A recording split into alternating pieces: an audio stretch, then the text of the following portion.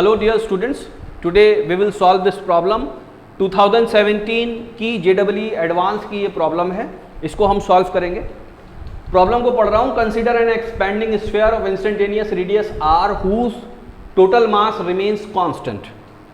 एक स्फीयर है जो कि एक्सपेंड कर रही है, उसका रेडियस r है, इंस्टेंटेनियस रेडियस कह दिया, तो इसका मतलब है अभी हम चेंज के बारे में बात करने वाले हैं। The expansion is such that the instantaneous density rho remains constant. This is what given to you. जो रो है, जो डेंसिटी है वो कांस्टेंट है, यानी यूनिफॉर्म डेंसिटी है। अगर r बढ़ता है या वॉल्यूम बढ़ता है स्फीयर का तो रो कांस्टेंट रहनी है, यानी मास पर यूनिट वॉल्यूम आपका यूनिफॉर्म रहता है, कांस्टेंट नहीं, यूनिफॉर्म रहता है। There is a difference between constant and uniform. ठीक है, throughout the sphere uniform density रहती है, लेकिन डेंसिटी कम होती जाएगी अगर स्फीयर इंक्रीज कर रहा है। This should be noted. Throughout the volume the rate of fraction change in density. ठीक है, क्या लिखा है? The rate of fraction change, the rate of fraction change that is change in density with respect to time. As the radius is changing with respect to time, so the density will also change. ये negative हो जाएगा d rho upon d t, और क्योंकि हमने क्या लिखा, the rate of fraction, ठीक है, इसको रो से भी हम डिवाइड कर देंगे तो ये जो पर्टिकुलर क्वांटिटी होगी वो कांस्टेंट होगी। ठीक है, इसको मैं अभी और डिस्कस करूंगा। The velocity v of any point on the surface होना चाहिए, on the surface of the expanding sphere is proportional to. अब इस क्वेश्चन को समझने के लिए सबसे पहले मैं फिगर बना देता हूं आपको, तो आपके समझ में आएगी ये प्रॉब्लम है क्या बेसिकली। ठीक है, ये प्रॉब्लम जब भी मैं बच्चों को कराता हूं तो मैं उनको ये बता देता हूं कि ये एक्चुअली में तो काइनेमेटिक्स की प्रॉब्लम है, लेकिन अगर थर्मल एक्सपेंशन हम पढ़ लेते हैं स्फीयर का तो ये प्रॉब्लम बिना सॉल्व किए आंसर लगाएगा student, that the velocity of any particle on the surface of the sphere is directly proportional to r। बात समझ में? अगर एक थर्मल एक्सपेंशन हम पढ़ के रखेंगे स्फीयर का पहले से तो ठीक, लेकिन क्योंकि हमें सॉल्व भी करना है तो सॉल्व करके मैं आपको दिखा देता हूं। सपोज एक स्फीयर है,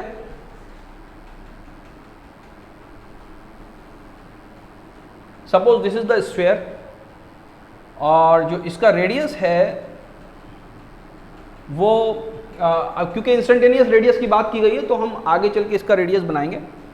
ये स्फीयर कॉन्स्टेंटली, ये जो आपकी स्फीयर है ये कॉन्स्टेंटली एक्सपेंड हो रही है, तो एक्सपेंड ये चारों दिशाओं में होगी, चारों तरफ होगी, इधर भी होगी, इधर भी होगी, इधर भी होगी, इधर भी होगी, इधर भी होगी, ऊपर भी होगी, पीछे की तरफ होगी। क्या ये बात समझ में आती है? थोड़ी देर में किसी इंस्टेंटेनियस पर्टिकुलर टाइम पर ये स्फीयर फॉर एग्जाम्पल जो एक्सपेंड करती है वो समझिए ऐसी हो जाती है। सपोज कैसी हो जाती है? ऐसी। तो यहाँ से यहाँ तक का जो इसका रेडियस है, क्योंकि इंस्टेंटेनियस रेडियस यहाँ पर कैपिटल R लिख लिया तो हम मजबूर हैं कैपिटल R ही लिखते हैं सपोज। तो किसी पर्टिकुलर टाइम पर जो इसका रेडियस है वो कितना है? R है, which is constantly increasing with respect to time. Time के साथ ये इंक्रीज कर रहा है।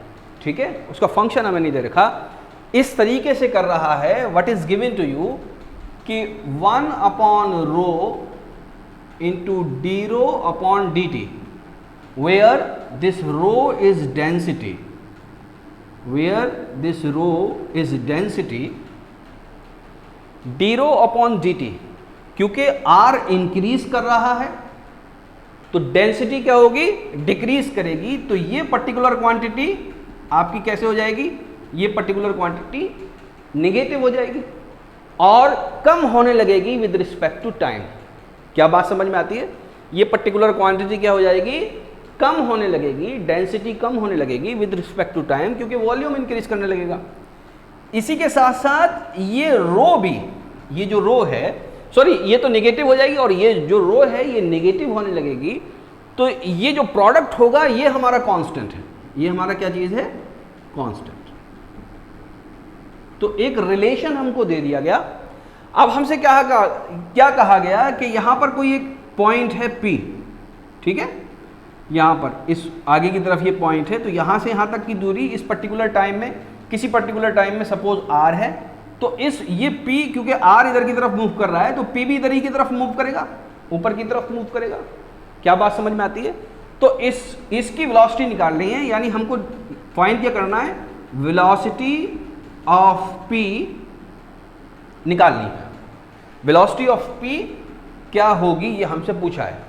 तो ये बताइए कि P की जो दूरी है इस सेंटर से ये इंक्रीज होगी किस हिसाब से इंक्रीज होगी, जैसे जैसे ये रेडियस इंक्रीज होगा।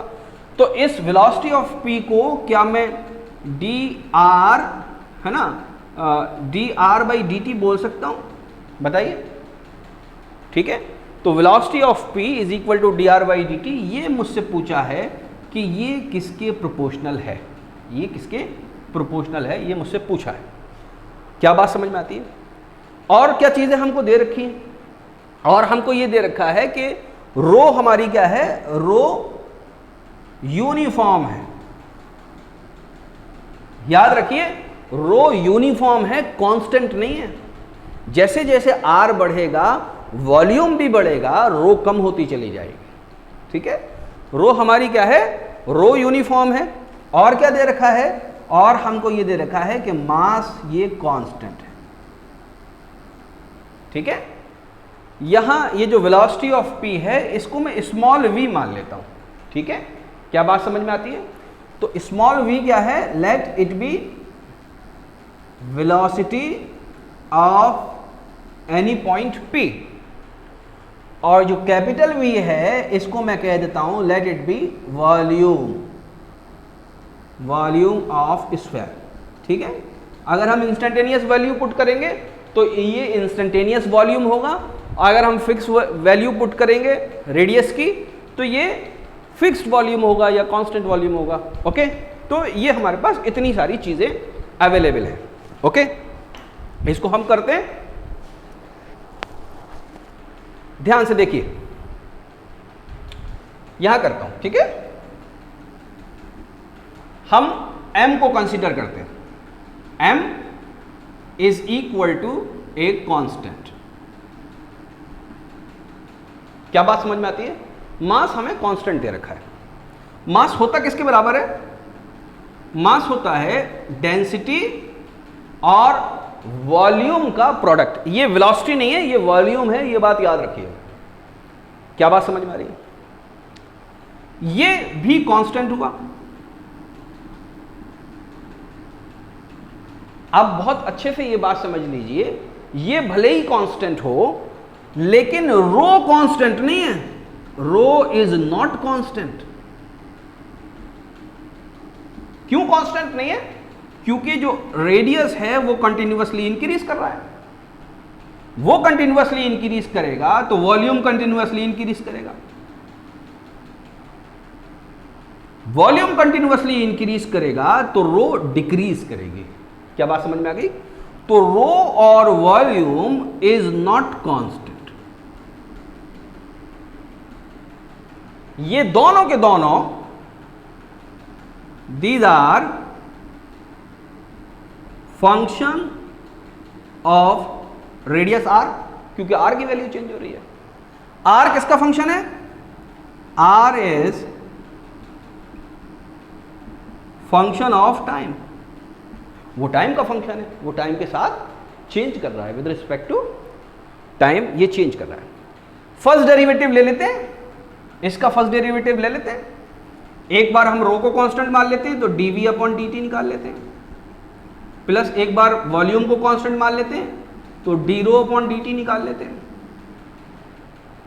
dm बाई dt, क्योंकि ये कांस्टेंट है तो ये किसके बराबर आ जाएगा? 0 के बराबर आ जाएगा। क्या बात समझ में आती है?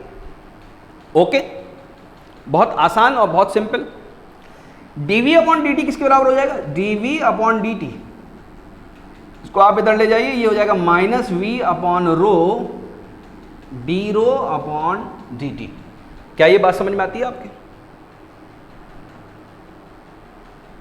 d rho upon dt divided by रो, क्या दे रखा है? ये d rho upon dt divided by रो, ये कांस्टेंट दे रखा है। तो इसको मैं एब्जॉर्ब करके ऐसे लिख सकता हूं k into v, where this v is volume, where this v is volume so dv by dt is equal to kv। क्या ये बात समझ में आती है? वेयर k किसके बराबर है? d rho by dt minus d rho by dt divided by rho, इसके बराबर हो गया k। क्या ये बात क्लियर हो गई आप लोगों को? ओके, अब मैं जगह बनानी पड़ेगी मुझे, यहां लिख रहा हूं, है ना। अब यहां के बाद आप यहां आ जाइएगा, ठीक है। क्या बात समझ में आ रही है? एब्जॉर्ब हो रहा है, ये क्या चीज है? ये वॉल्यूम है। वॉल्यूम की इक्वेशन क्या होती है? वॉल्यूम ऑफ स्फीयर किसके बराबर होता है? वॉल्यूम ऑफ स्फीयर होता है 4/3 पाई आर क्यूब। क्या बात क्लियर हो रही है? वॉल्यूम इसके बराबर होता है। तो dv by dt, dv by dt किसके बराबर होगा? dv बाई dt निकालना है ना हमको, dv बाई dt 4/3 और पाई ये कांस्टेंट है, 4/3 और पाई कांस्टेंट है। आर क्यूब का हो जाएगा आर स्क्वायर मल्टीप्लाइडेड बाई 3, 3 से कैंसिल हो गया, तो ये हो जाएगा 4 पाई आर स्क्वायर। क्या हो जाएगा? 4 पाई आर। तो dv by dt is equal to 4 pi r square. Is that clear to you? तो dv बाई dt, इसको मैं लिखूंगा dv by dt is equal to 4 pi r square, और एक टर्म और आएगी, भूल गया मैं, dr बाई dt, ठीक है। dr by dt is equal to k into 4/3 pi r cube. क्या बात समझ में आ रही है ना? इतना हो गया 4/3 पाई आर क्यूब, 4 पाई और आर स्क्वायर, ये क्यूब कट जाएगा, पाई कट जाएगा, 4 कट जाएगा, वहां पर सिर्फ आर बचेगा। ओके, क्लियर हो गई बात? ठीक है। अब यहां पे क्या बचा? यहां पे dr बाई dt बचा।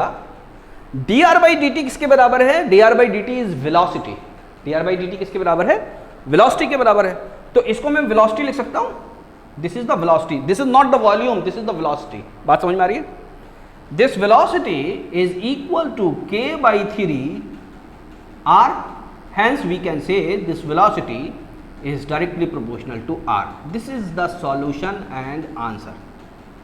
क्या बात समझ में आ रही है? क्या आंसर दे रखा है? आंसर हमने दे रखा है, दिस इज द आंसर। ठीक है, 2017 का JEE एडवांस का ये क्वेश्चन है। ये बात याद रखिए आप कि अगर हम थर्मल एक्सपेंशन पहले से पढ़ के रखेंगे, तो मैंने आपको डिराइव करवाया था ये चीज़ पहले ही कि अगर रो कांस्टेंट दे दी जाए, सॉरी रो आपकी कांस्टेंट नहीं, रो कैसी दे दी जाए? रो आपकी यूनिफॉर्म दे दी जाए। अगर रो यूनिफॉर्म हो और कोई पार्टिकल यहां सरफेस पर मौजूद हो और ये एक्सपेंड करेगी चीज, अगर ये एक्सपेंड करेगी तो यहां पे बैठा हुआ पार्टिकल जो वेलोसिटी ऑब्जर्व करेगा वो डायरेक्टली प्रोपोर्शनल होगी इसके रेडियस के। क्या बात समझ में आ रही है? इसके रेडियस के डायरेक्टली प्रोपोर्शनल होगी, यानी कि रेडियस जिस टाइम दो गुना होगा, वेलोसिटी उस टाइम 2 गुनी होगी। क्या बात समझ में आ रही है? वेलोसिटी उस टाइम कैसी होगी? 2 गुनी होगी, कम नहीं होगी। ऐसा लगता है कि जब एक्सपेंड कर रहा है तो वेलोसिटी ऊपर जाके कम हो जानी चाहिए, लेकिन वेलोसिटी ऊपर जाके कम नहीं होगी। अगर रेडियस 2 गुना हो जाएगा तो वेलोसिटी भी उस टाइम 2 गुना हो चुकी होगी। अगर रेडियस 10 गुना हो जाएगा तो वॉल्यूम कितना गुना हो जाएगा? 1000 गुना हो जाएगा। 10 इंटू 10 तो वॉल्यूम 1000 गुना जिस टाइम हो जाएगा, उस टाइम जो वेलोसिटी है वो प्रोपोर्शनल टू रेडियस होगी, यानी 10 गुना होगी। तो इस क्वेश्चन को और भी कई तरीके से फ्रेम किया जा सकता है। और कैसे फ्रेम किया जा सकता है कि इसको विद रिस्पेक्ट टू हम वॉल्यूम पूछ लें, यहां पर वेलोसिटी को विद रिस्पेक्ट टू वॉल्यूम पूछ लें, तो फिर इक्वेशन दूसरी आ जाएगी। इनमें से कोई दूसरा ऑप्शन होगा, देखना पड़ेगा कौन सा होगा। क्या बात समझ में आती है? ठीक है, आप इसको नोट कर लीजिए, ऐसे ही मैं और क्वेश्चन करवा दूंगा आपको।